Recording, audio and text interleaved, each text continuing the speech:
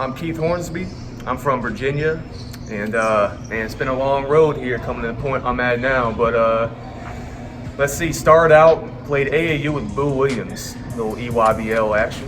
Then finished my high school at Oak Hill, the Warriors, and then started my collegiate career as kind of an under-recruited senior. Started out at UNC Asheville actually, and 2 years there.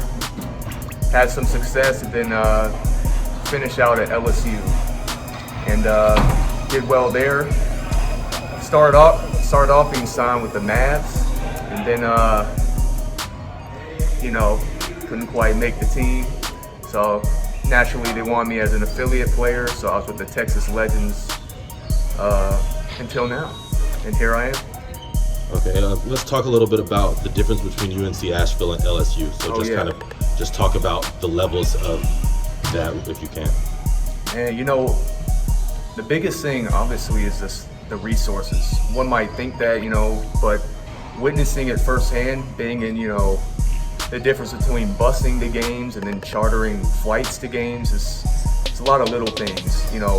Having 8 to 9 managers to help you out at all times if you want to get in the gym, as opposed to UNC Asheville I think had 1, and that's as far as the level of play.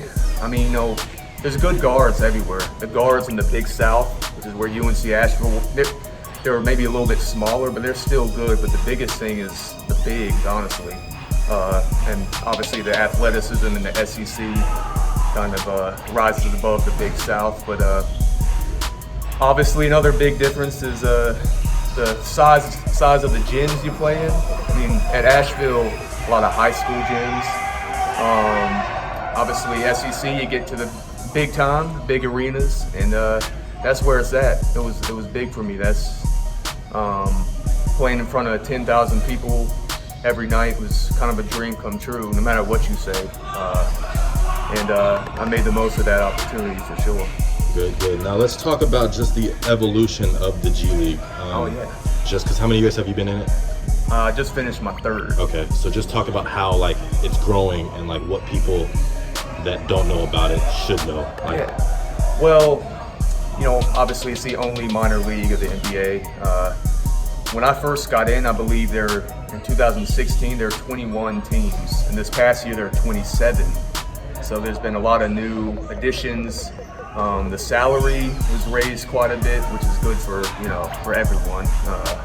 Obviously, making a little bit more money helps, but I think what people don't understand about the G League is just truly how competitive it is. It's tough. It's a grind. You play 50 games in the season and have several back-to-backs where you fly. How do you say it? I mean, you gotta go through the airport like everybody else. It's tough. You have early flights.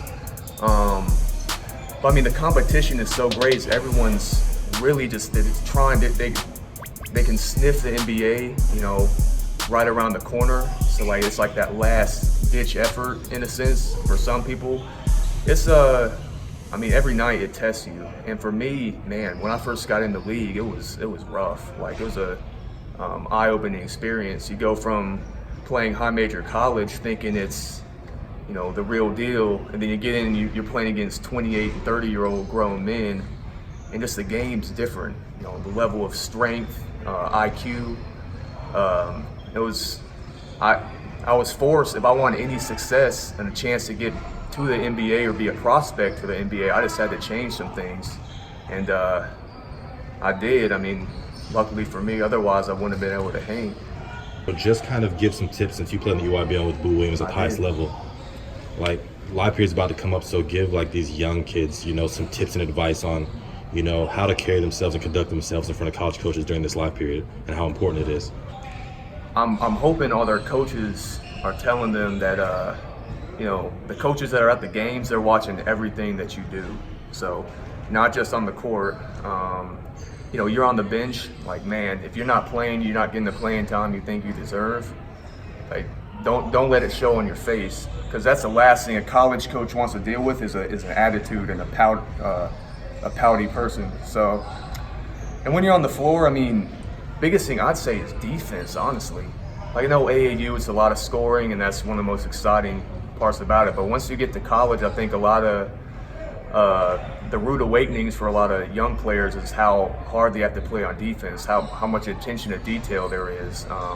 They never had to necessarily in high school, maybe, and even in AAU as much. But if you're not being recruited and you can show that you can grind and bear down and give it your full effort every time on defense, like that can only help you, along with obviously scoring and showing your offensive game. But you can't win a game without putting it in the basket. But so when I played with the big EYBL team, but I didn't get hardly any time, and it was discouraging for me. And I was a late to grow prospect. Like UNC Asheville was one of the only Division I schools that recruited me, and sometimes that's just the way it is. But for me, that just placed a big chip on my shoulder.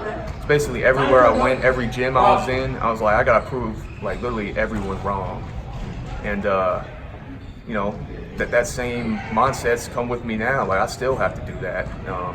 When I went to UNC Asheville, people didn't think I was a D1 player. I went to LSU, didn't think I could hang in the high majors. Now I'm just in the G-League, they're like, well, he can't hang with that type of athleticism and level. I mean, so no matter if you're a player who's not getting recruited, use that to your advantage, because man, it can work. And I will say one of the sweetest things is to like prove people wrong. That's one of the best aspects, is proving somebody wrong and seeing that look on their face when they after you've had success, and they're, it's a sweet feeling, know your hard work is paid off.